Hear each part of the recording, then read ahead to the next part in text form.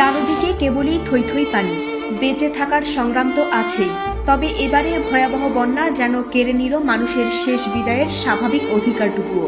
চট্টগ্রামের পানিবন্দী জনপদে একটি দৃশ্য কাঁদিয়েছে সবাইকে, যেখানে স্বজনেরা প্রিয়জনের মরদেহ কাঁধে তুলে নেওয়ার বদলে বাধ্য হয়েছেন কলা গাছের ভালায় ভাসিয়ে গোরস্থানের পথে পাড়ি জমাতে।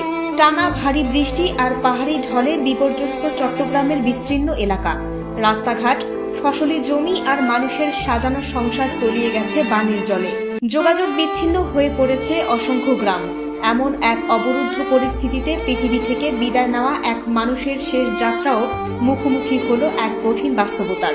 গোরস্থানে যাওয়ার কোনো পথ না থাকায় বুকে পাথর বেঁধে স্বজন ও প্রতিবেশীরা কয়েকটি কলাগাছ একসঙ্গে বেঁধে তৈরি করেন একটি অস্থায়ী ভেলা।